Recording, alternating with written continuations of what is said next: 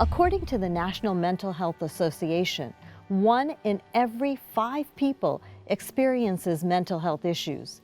Yet we must learn to talk about it respectfully and responsibly. Stigma and discrimination are the biggest obstacles to a productive public dialogue about mental health. The problem seems to be largely one of communication. So we asked a group of individuals who are advocates of mental health awareness to start the conversation.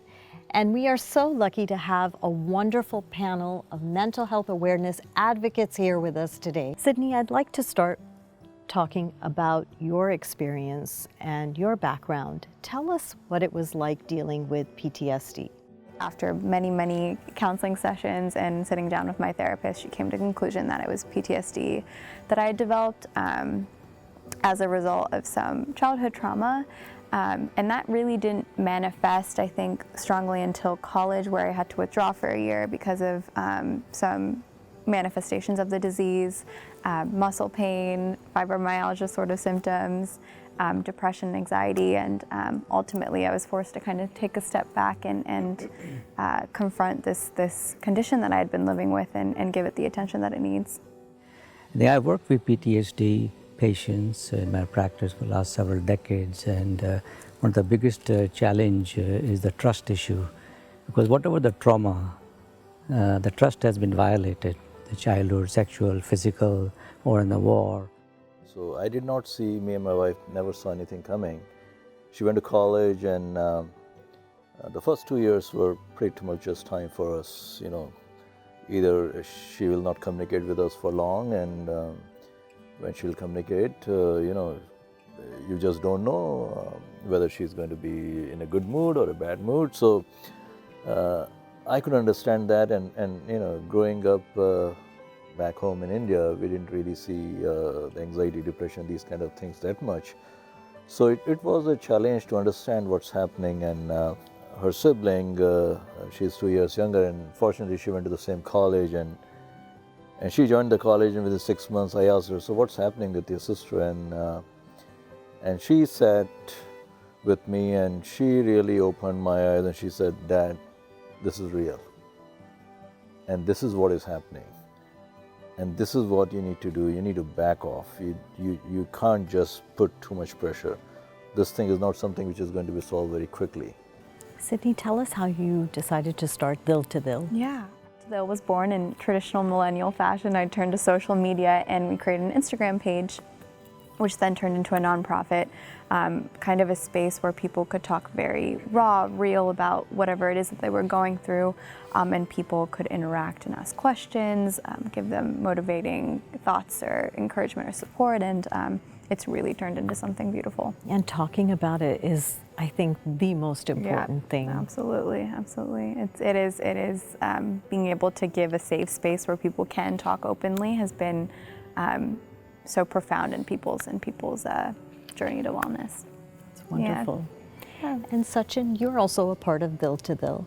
You live with ADHD, depression, and anxiety. Tell us a little bit about this and your involvement with Dil to Dil. So I struggled through much of college and experienced a lot of loneliness and isolation. And for that to start to turn into depression and anxiety was really kind of around the time I graduated, about 4 or 5 years ago, and had a bit of a change of path and landed at Mental Health America now, where I've been working. And that was really when I started to think about what I was going through as a mental health condition. It wasn't something I had been talked to as a child. And did you face any stigma?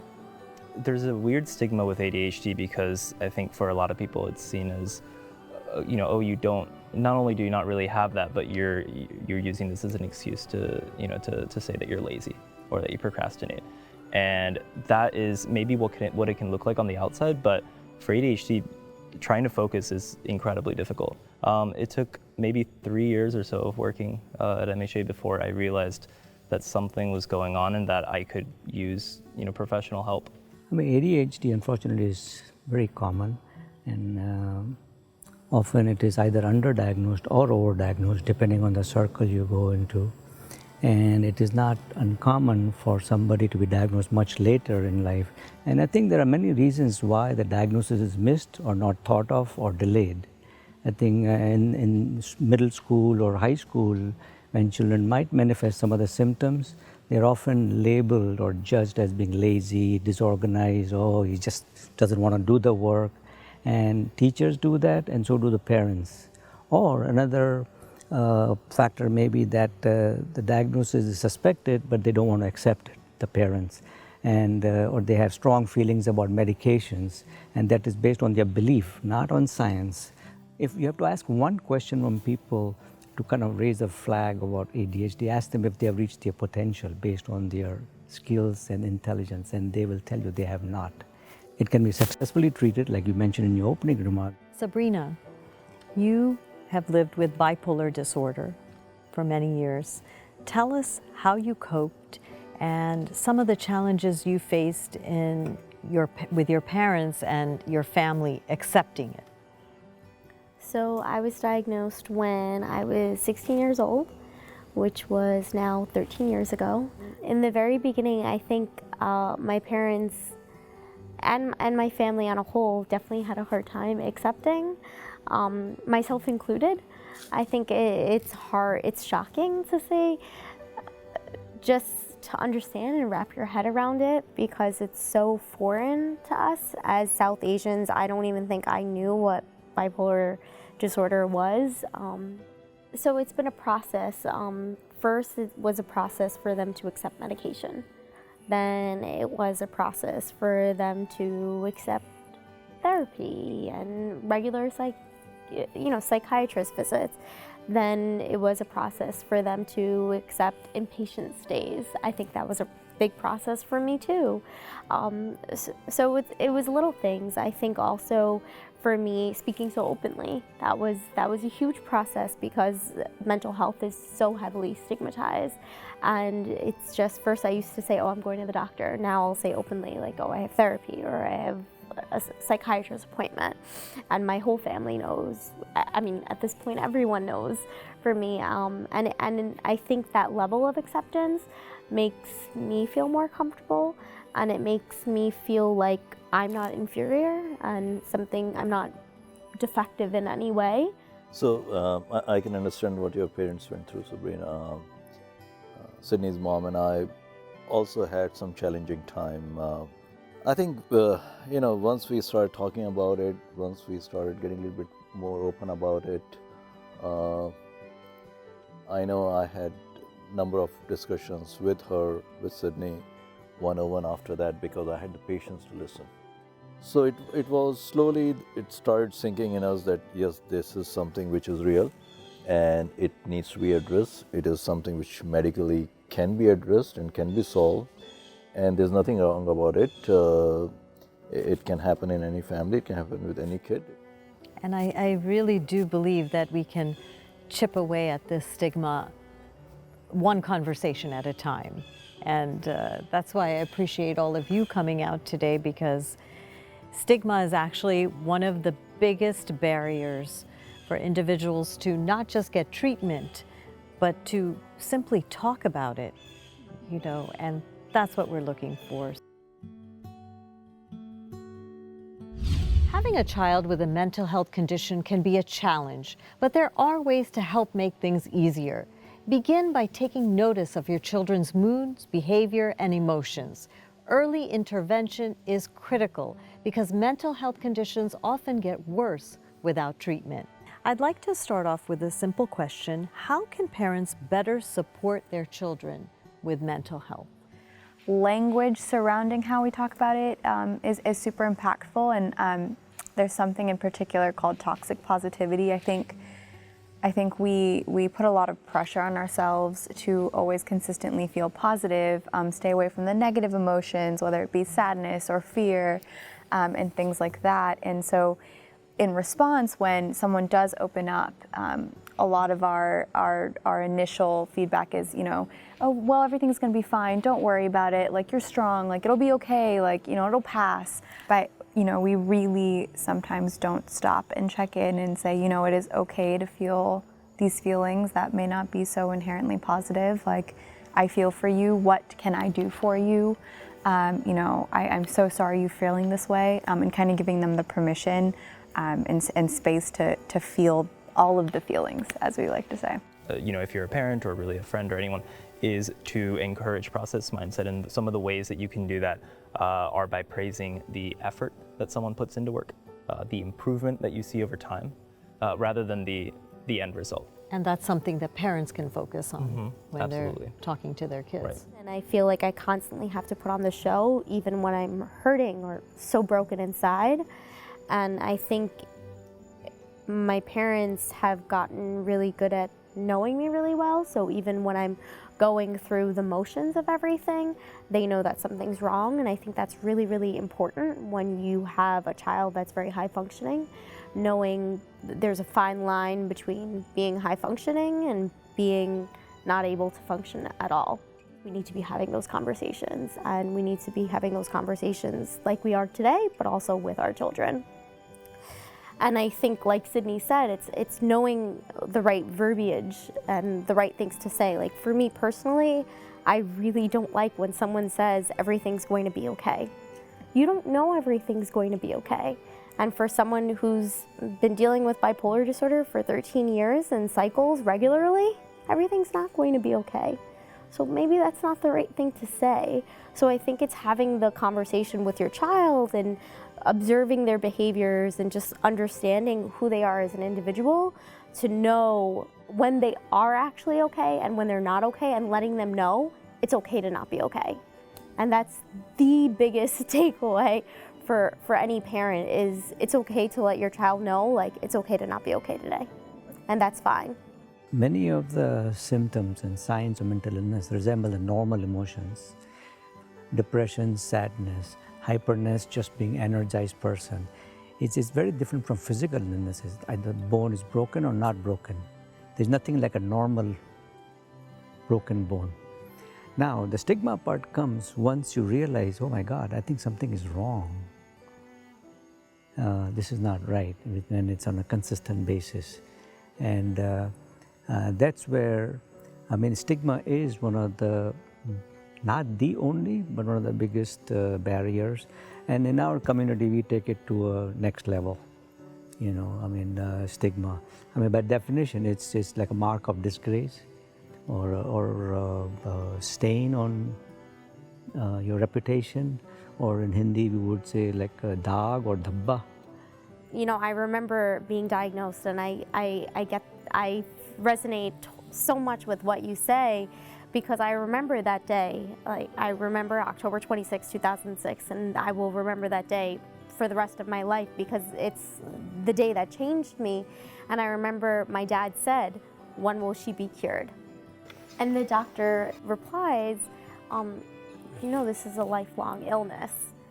And I think about that so often, because I felt in that very moment that I had failed my parents. Shailendra, any advice to parents? You have dealt with this, so anything yeah, I you'd mean, like? I think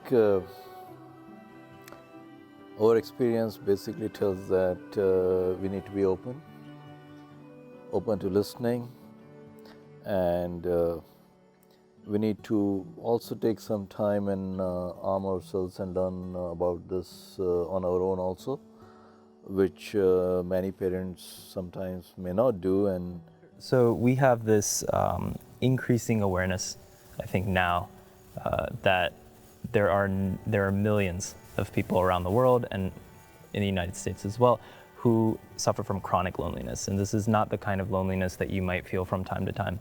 This is a pervasive sense that continues. What we're learning more and more is there's an incredible association behind that, or between that loneliness and many other mental health and physical health conditions. And Sabrina, you mentioned something earlier about loneliness. I think so often when people think of loneliness, they think of physical loneliness, like actually being alone in a room. And when I think of loneliness, I don't think of that, because most often I'm never physically alone. I have a very large family. I have a very large, very overwhelming friend group, and I love them all dearly, but it's just I'm very often with people constantly. But that doesn't mean I'm not feeling lonely inside, and that's really because I'm with these people, but I'm not always connecting. And most often I'm feeling withdrawn. And I'm feeling withdrawn because when I'm with these people, I feel the pressure to put the facade on, put the mask on, and feel like I have to put this show on, this very fake show. And putting on that show makes it so difficult for others around you to realize that something's wrong. Yeah. And that's what I wanted to ask Dr. Makija. What are some of the warning signs we should be looking out for as family, as friends, to recognize that someone may be going through something? When someone's behaviors, moods become more extreme and start to affect the functioning of the individual, any of the roles of life, for example, in school, the grades are dropping, or at home, you're not able to take care of whatever your role is as a mother, as a daughter, as a parent, or in your marriage, or at work, you're not able to function, or some people may resort to substance abuse. If somebody who is not using suddenly starts using, you suspect something is wrong. Those are some of the signs that you look for. So basically, what you're in a nutshell, what you're looking for is extreme changes that have occurred from what your baseline is. What is one thing you wish people would talk about in regards to mental health? There is power in asking, tell me what you need. I think really just giving them the space to know that it's okay to feel all the feelings, and also asking them what they need from you is super, super important. And I get so often, oh, you're not what I thought someone that had bipolar disorder would look like. And I think that bothers me a lot because what does that mean? What should I look like? Or when I go impatient, you're really a patient here? And I just wish that those perceptions didn't exist in the world because I think that they're hurtful. If I can make one societal change, would be the stigma surrounding suicide. For suicide survivors, for people that have lost people to suicide, because it's not their fault. And unless you're suffering from this, you can't even imagine what this journey is like. As a parent, I can attest to that. So my thing to other parents is basically, mental health issues are real, and I don't think the parents need to wait until they strike home. They need to be aware of what's happening in their kids' lives, whether it's in schools or in college. I would echo that sentiment, and I like what you said earlier, that we have to chip away at the stigma. It's not something that you can wipe out overnight. When some celebrity dies, like Anthony Bourdain died of suicide recently, or people think that, or if somebody comes forward, that like Deepika Padukone came forward that she has depression, and that when somebody does that, that suddenly everybody will look at that and then suddenly they'll feel destigmatized. It doesn't happen. We have to chip away slowly. Bottom line message is, you see a friend or in your neighborhood, someone with mental illness, don't judge, show compassion. Thank you. You all have brought so much light to this discussion, and I truly, truly appreciate it. And I'm sure our viewers out there appreciate it as well, because this is a conversation that needs to happen, and it's a conversation that needs to continue. Thank you so much for your time. Thank you. Nisha. Thank you. It's disheartening to me to think that one could wake up tomorrow with a disease of the mind and they could be shunned, misunderstood, or lose their friends and family. But if that same person woke up tomorrow with diabetes, heart disease, or cancer, they would be surrounded by love, support, and positive attitudes for their recovery and ability to live a full life despite their illness. Hopefully, we'll eventually live in a world where everyone receives regular mental health checkups, the same way we get annual physicals, and people will be able to talk about depression, anxiety, or PTSD the same way someone might mention having arthritis or diabetes. Let's work to keep this conversation going.